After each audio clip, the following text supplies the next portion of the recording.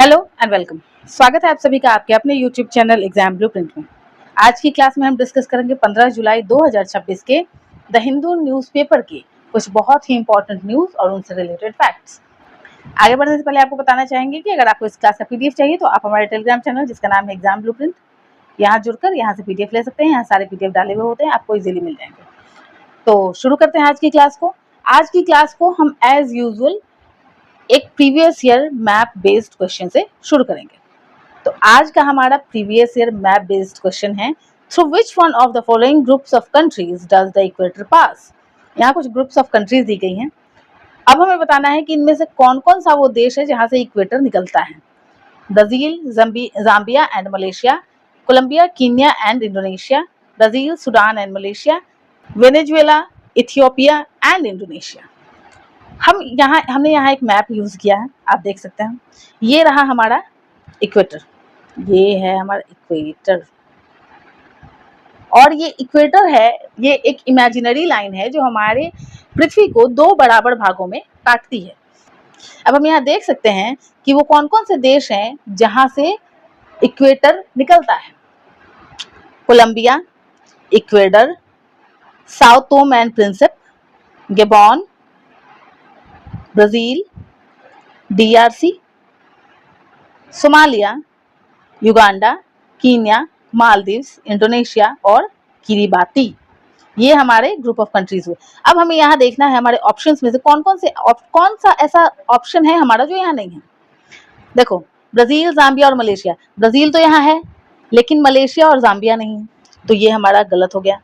Colombo, Kenya and Indonesia. Colombo है, Kenya है और इंडोनेशिया है, तो ये हमारा सही ऑप्शन हो सकता है। उसके बाद है ब्राजील, सूडान एंड मलेशिया। अब देखो, ब्राजील तो है लेकिन सूडान और मलेशिया नहीं है, तो ये भी गलत हो गया।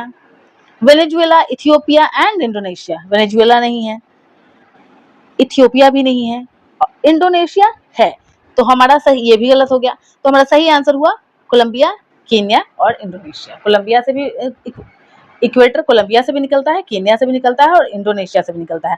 और ये रही वो 13 कंट्रीज जिनसे इक्वेटर निकलता है।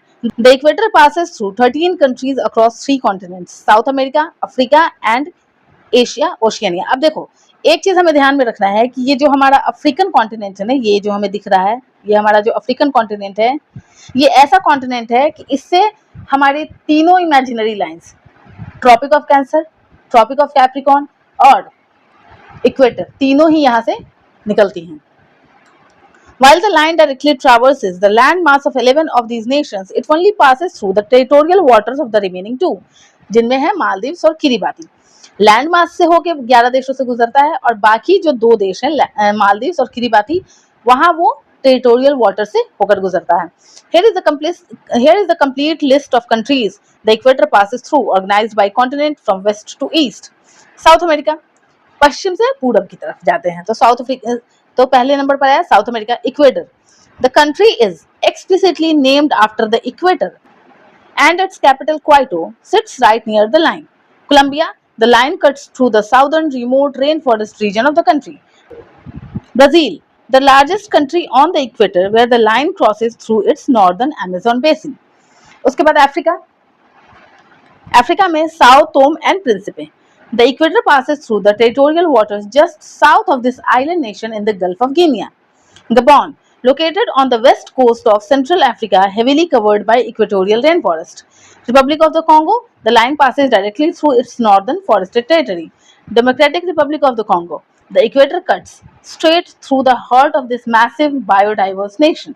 Uganda features highly visible tourism markers along major highways where the equator crosses. Kenya, the line passes directly through the country, crossing near landmarks like Mount Kenya and the town of Nanyuki. Somalia, the final African country the line hits before crossing into the Indian Ocean.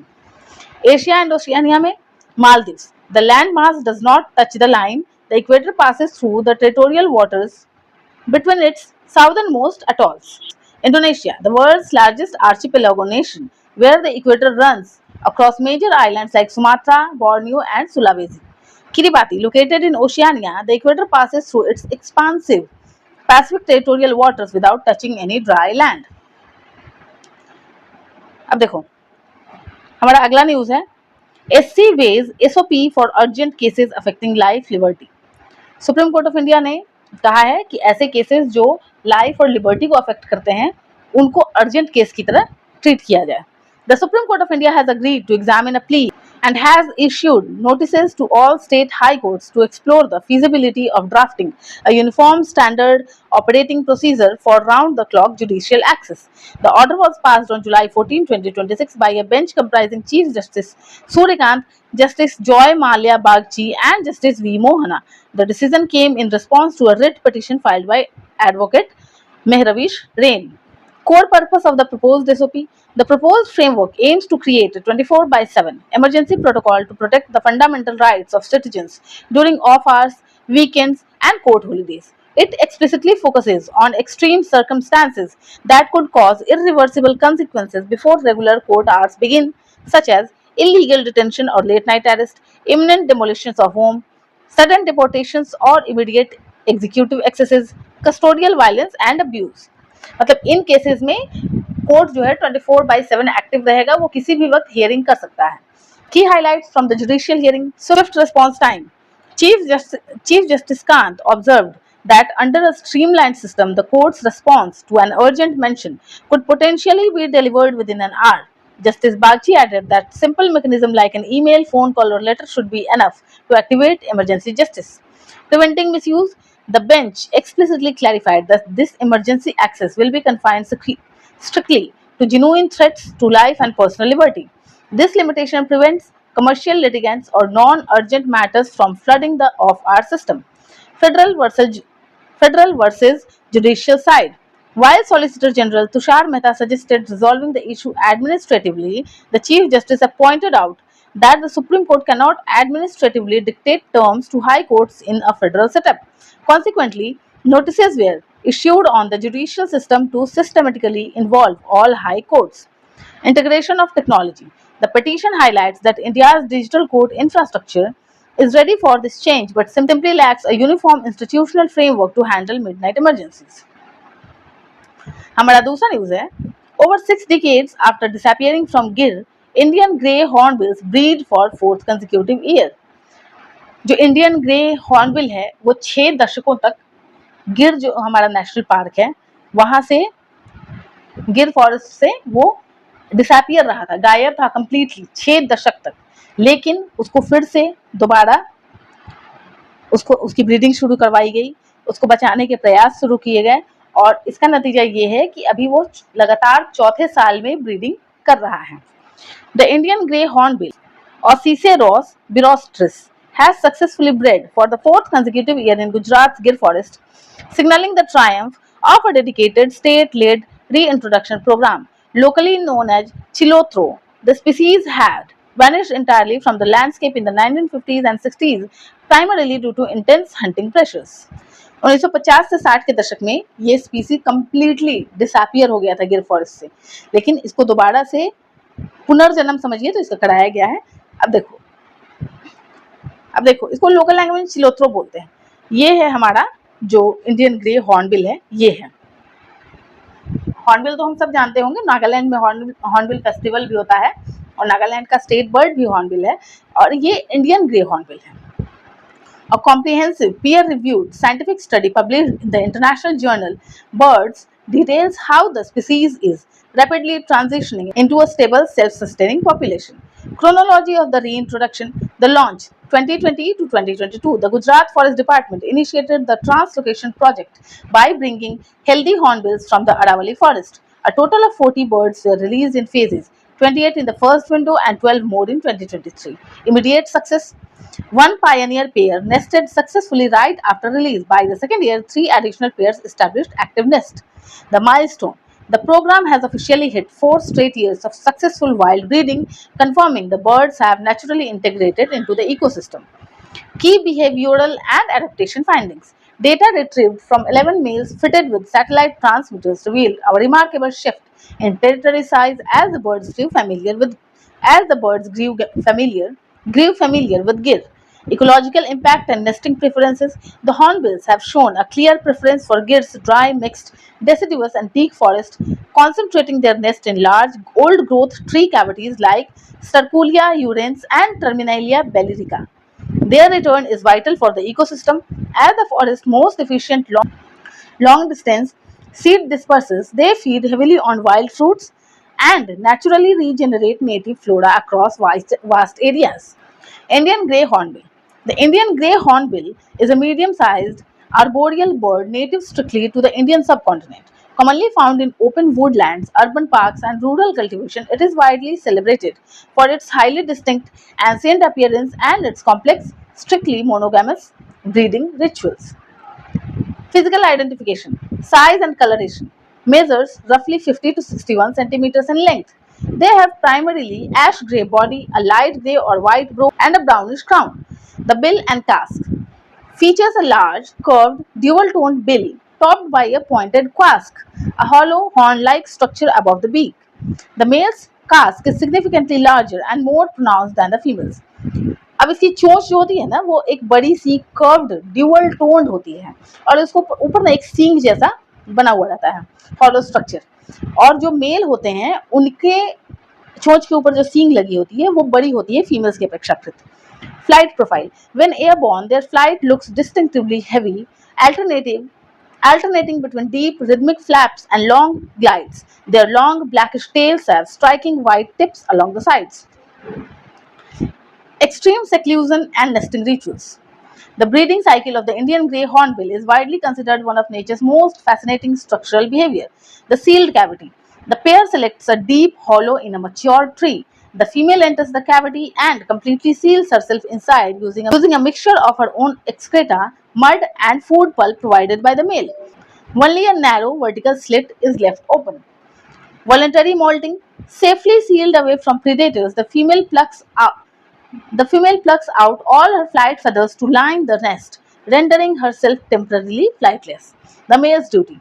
For over 2 months, the male bears the entire burden of foraging. He frequently returns to the slit to regurgitate and feed the female, and later the hatched chicks, wild fruits, figs, and small insects. The breakout. Once the chicks are half grown, the female breaks down the mud wall to emerge and help the male gather food, resealing the chicks inside until they are ready to fledge. Vital ecological role. Often dubbed the farmer of the forest, these birds are keystone seed dispersers. They consume large quantities of wild figs and drupes whole, fly over pass, fly over vast home territories and defecate the seeds intact along with natural fertilizer. This unique behavior makes them directly responsible for the health, genetic diversity, and natural regeneration of India's tropical and deciduous forest. हमारा तीसरा news है US Russian crew blast off on Soyuz MS-29 for 8-month ISS stint. US और Russia का crew ISS यानी कि international space station गया है 8 महीने के स्टंट के लिए. इसमें एक इंडियन भी है जो नासा के साइंटिस्ट हैं. यहाँ ये इन तीनों की तस्वीर है. देखो, Indian origin NASA astronaut Anil middle, ये जो है हमारे इंडियन ओरिजिन के नासा एस्ट्रोनॉट है Anil Menon.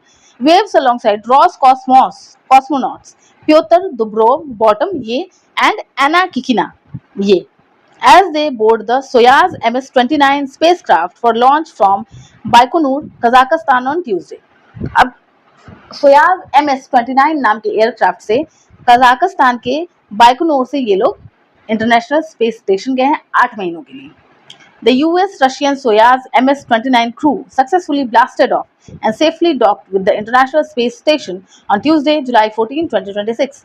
The mission underscores rare ongoing orbital cooperation between NASA and Roscosmos despite terrestrial geopolitical tension. वैसे तो बहुत geopolitical tension है अमेरिका और रशिया में, लेकिन इनकी नासा और रॉसकॉस्मोस आपस में मिलकर स्पेस मिशन कर रहे हैं. Launch and quick docking timeline. The liftoff. The Soyuz 2.1A rocket lifted off precisely on schedule at 7:47 p.m. at Baikonur time from Site 31 of Baikonur Cosmodrome in Kazakhstan. Fast-track rendezvous. Utilizing an optimized two-orbit flight profile, the spacecraft chased down the station and docked in automatic mode just 3 hours later at 1:52 p.m. EDT. Orbital docking port, the capsule safely connected to the Nadir, Earth-facing port of the Russian segment Sprychel node module while sailing 260 miles above the Mediterranean Sea. The expedition, 75 crew members, the three-person rotation team will live and work aboard the orbiting laboratory for approximately 261 days with a scheduled return to Earth in April 2027. Dr. Anil Menon, NASA, an Indian-American emergency medicine physician, US Space Force colonel, and former SpaceX flight surgeon making his first career spaceflight. Pyotr Dubrov, Roscosmos, serving as the mission commander for his second trip to space. Anna Kikina, Roscosmos, flight engineer, also embarking on her second career orbital mission. मतलब जो हमारे doctor Anil Menon है उनका ये पहला space flight है, लेकिन प्योतर दुब्रोव उनका भी ये दूसरा है और एना किकीना इन दोनों का ये दूसरा, और ये दोनों ही रॉसकॉस्मोस से हैं. Rare diplomatic milestone. Signaling the deep strategic value of the ISS seat exchange agreement, NASA Administrator Jared Isaacman attended the launch in person at Baikonur. This marked the first visit to the Russian launch site by a sitting NASA chief in 8 years, where he met with Roscosmos Director General Dmitry Bakanov to review integrated mission readiness. The newly arrived trio expanded the total ISS crew population of 10 concurrent residents. Over their 8-month stay, Dubrov and Kikina are scheduled to execute 38 distinct scientific experiments and 2 localized maintenance spacewalks, while Menon conducts broad human health and space technology demonstrations. हमारा अगला news है, supreme court suggest temporary prayer space for Muslim near Bhojshala complex. Supreme court का कहना है कि जो विवादित Bhojshala complex है वहां पे मुस्लिम लोग जो हैं उनके नमाज पढ़ने का एक टेम्पररी जगह दिया जाए. The Supreme Court of India has directed local authorities to provide an alternative adjacent open space near the disputed Bhojshala Kamal Maula Mosque complex in Madhya Pradesh, Dhar district for the Muslim community to offer Friday prayers. The decision was delivered on July 14, 2026 by a 3-judge bench headed by Chief Justice of India Suryakant. The court issued this ad hoc arrangement to maintain communal harmony while it evaluates formal appeals against a lower court's ruling. Scope of the interim order, timing and space. The Dhar district administration must identify a separate open area next to the complex. This space will host Friday namaz strictly between 1 p.m. and 3 p.m. No stay on High Court order. The Supreme Court refused to impose a stay or restore the status quo ante inside the primary complex. Protection of structure. The bench strictly prohibited the Archaeological Survey of India from carrying out any structural alterations or modifications to the existing disputed monument without the explicit prior permission of the apex court. Context of the legal dispute. The interim order is a direct response to appeals filed by Muslim parties challenging a May 15, 2026 verdict by the Madhya Pradesh High Court. The High Court had declared the entire 11th century monument a Hindu temple dedicated to goddess Saraswati, quashed a long-standing 2003 ASI circular that permitted shared bi-weekly worship, Hindus on Tuesdays and Muslims on Fridays, barred the offering of namaz inside the compound entirely.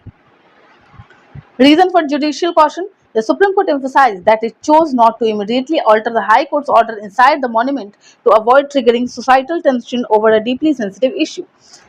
CJI Khan noted that the ad hoc setup allows religious practices to continue safely while protecting the legal rights of both communities until a final judgment is reached. The court has given the central government, the Madhya Pradesh state government and the ASI 3 weeks to submit their formal response before it resumes hearings. हमारा अगला news है, gold standard India UK trade deal is coming into effect today. आज यानी कि 15 जुलाई को जो India UK trade deal है वो इफेक्ट में आ रहा है. The India-UK Comprehensive Economic and Trade Agreement and the Double Contribution Convention have officially come into force today, July 15, 2026. Hailed by India's Commerce Secretary as a gold standard framework, this historic free trade agreement marks one of the most ambitious and comprehensive pacts signed by either nation. The deal is designed to potentially double bilateral trade to $120 billion by 2030. The key impacts for exporters, industries and consumers include: ये deal ऐसा design किया गया है कि ये जो bilateral trade है अभी हमारा $120 बिलियन का, उसको 2030 तक डबल कर देगा. Major wins for India's export sectors. The UK is immediately eliminating tariffs on 96.8% of 96.8% of its tariff lines, expanding to nearly 99% duty-free access. This removes import duties ranging from 4% to 16% on major labor-intensive sectors. Textile and garments receives zero duty access to highly competitive British retail market. Footwear and leather achieves tariff parity with European Union exporters. Agriculture and marine opens up massive consumer access for Indian premium farm products, fish, spices, and processed food. Gems, jewelry, and engineering gains a substantial pricing advantage over global competitors. Easing cost for Indian consumers. Several premium British imports will see a phased or immediate reduction in steep Indian import duties, lowering prices for consumers over time. Scotch whisky, the initial import duty is slashed from 150% down to 75%, with immediate effect before gradually tapering down to 40% over 10 years. Premium automobiles. Customs duties on fully built UK passenger car dropped from 110% to 10% under localized quota limits. Luxury and food items, British chocolates, salmon, lamb, cosmetic and perfumes will become noticeably cheaper. Relieving the IT sector and opening procurement. Beyond merchandise, two landmark structural changes go into effect today. The double contribution convention in a massive boost to Indian IT giants like TCS and Infosys, Indian professionals temporarily posted to the UK are now exempt from paying double social security contributions. For assignments up to 5 years, if they pay social security in India, they save the 25% salary chunk previously sunk into UK system. Government procurement market. For the first time, India has opened its government procurement market to UK suppliers, offering treaty-backed access to bid on roughly 40,000 high-value central government contracts across transport, green energy, and infrastructure. Protected Protected industries. To safeguard domestic sensitivities, India has completely excluded certain items from tariff concessions, including fresh apples, walnuts, gold bars, smartphones, and dairy products. हमारा अगला news है India bans import of goods made using forced labour amid pending US probe. India has amended its foreign trade policy to officially prohibit the import of goods produced or manufactured wholly or in part through the use of forced labor. The landmark Gazette notification was issued by the Directorate General of Foreign Trade and will legally come into effect 30 days from its publication.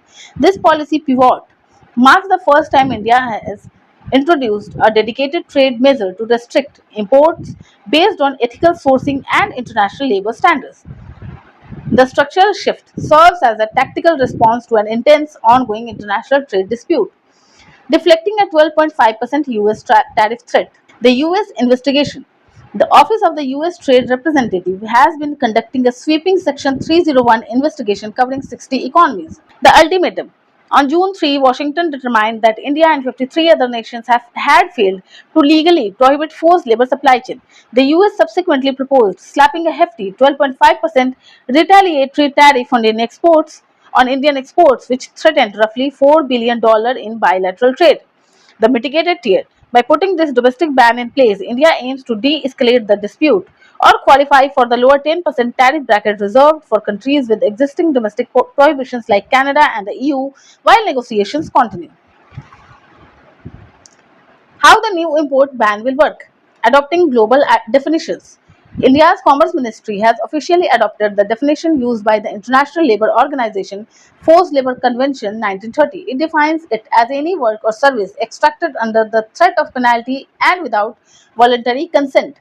The investigative framework. The amendment establishes a legal baseline rather than triggering an instantaneous blanket ban. The DGFI is now empowered to independently investigate global supply chains. Targeted future prohibitions. If the DGFT finds credible evidence of forced labor used by foreign manufacturers, it will recommend that the central government issues specific product by product import bans. The exact operating criteria will be outlined soon in the government's handbook of procedures. हमारा अगला news है India's imports from China soared to $80 billion in first half of 2026. India's imports from China surged 21.8% to reach a record $79.41 billion in the first half of 2026. According to fresh data released by China's General Administration of Customs, this surge highlights a deepening economic interdependence despite lingering territorial and geopolitical friction between the two neighbors. The bilateral trade picture, two total two-way trade reached $91.72 billion, marking a 23.6% growth year on year and putting it on track to eclipse 2025's record of $155.62 billion. Indian exports to China provided a silver lining by jumping 37.2% to $12.31 billion, up from sluggish numbers in previous years. The trade deficit. Despite rising exports, the massive import volume pushed India's trade deficit with China to a staggering $67.1 billion for the 6-month period. Driving forces behind the import surge. The primary reason behind this massive influx in India's fast expanding domestic manufacturing infrastructure and green energy sectors, which rely heavily on Chinese supply chains. Electronics and telecom, high volume imports of smartphone parts, printed circuit boards, servers, and semiconductors. Green energy components, massive demand for Chinese solar photovoltaic cells, modules, and lithium ion batteries. Industrial and heavy machinery, power equipment, factory machinery, and specialized automotive component. Pharmaceuticals, active pharmaceutical ingredient, and critical intermediates vital to sustain India's domestic medicine manufacturing. Policy concerns and strategic responses. The data has brought renewed focus onto the structural imbalances in bilateral trade. Speaking at the World Peace Forum in Beijing, India's ambassador to China, Vikram Doraiswamy, strongly pitched for greater access for Indian value added goods, such as pharmaceuticals, where India is globally competitive rather than exporting low value raw material. While schemes like production linked incentives and Atmanirbhar Bharat aim to build localized supply chains, economists note that in the short term, India's domestic industrial expansion remains structurally tied to Chinese intermediate goods. हमारा अगला news है US hit Iran and Tehran retaliates across West Asia 3 tankers struck.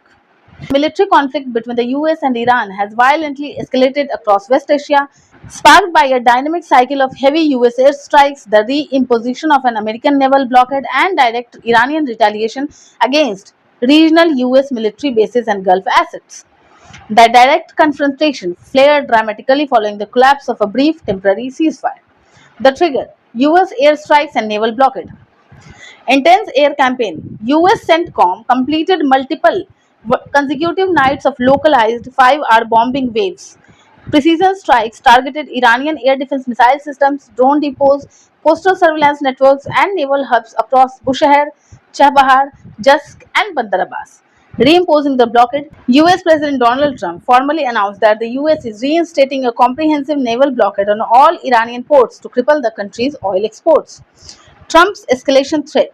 In an interview with Fox News, President Trump threatened to expand, targeting next week to knock out Iran's civilian power plants and bridges unless Tehran agrees to immediately negotiate terms. The retaliation: Tehran strikes back across the region. Operating under a regional strategy, Iran's Islamic Revolutionary Guard Corps and the Iranian army launched a coordinated counteroffensive against US operational infrastructure and regional allies. Attacks on US bases. Iranian forces targeted the Al Azraq air base in Jordan with a fleet of one-way attack drones. Simultaneously, the IRGC fired cruise missiles at a US military logistics center at Mina Abdullah in Kuwait. Targeting the US Fifth Fleet, the IRGC confirmed it launched direct strikes on command and control, fuel, and equipment installations belonging to the US Fifth Fleet in Bahrain. Jordanian interceptions. The military of Jordan reported shooting down 3 Iranian missiles over its territory that were bound for regional targets. Crisis in the Strait of Hormuz. Strait declared closed. Iran has explicitly declared the Strait of Hormuz closed to traffic until US military aggression ends. The IRGC issued an ultimatum that regional energy exports would be for everyone or for no one. Commercial tankers hit. Iranian cruise missiles struck and disabled 2 United Arab Emirates oil tankers in the strait. The UAE confirmed that 1 Indian national crew member was killed and 8 others were wounded in the missile strikes. Global economic shock. Global oil prices have spiked with Brent crude surging past $86 a barrel. Ship owners and global maritime charterers have broadly paused transit through the waterways, sending war risk insurance premium soaring. हमारा अगला news है, Trump backs down over 20% levy on Hormuz ship. अब कल आया एक statement आया था हमारे जो यूएस के प्रेसिडेंट हैं डोनाल्ड ट्रंप, उनका कि वो यूएस जो है वो गार्जियन है स्ट्रेट ऑफ हॉर्मुज का, और वो वहां से निकलने वाले हर वेसल के ऊपर, हर कार्गो शिप के ऊपर 20% टैरिफ लगाएंगे, 20% टोल लगाएंगे। अब उन्होंने अपनी बात को वापस ले लिया है। US President Donald Trump has officially reversed his decision to impose a 20% toll on cargo vessels transiting the Strait of Hormuz, pulling a complete U-turn less than 24 hours after announcing the widely criticized measure. 24 घंटे के अंदर ही U-turn मार गए हैं Trump.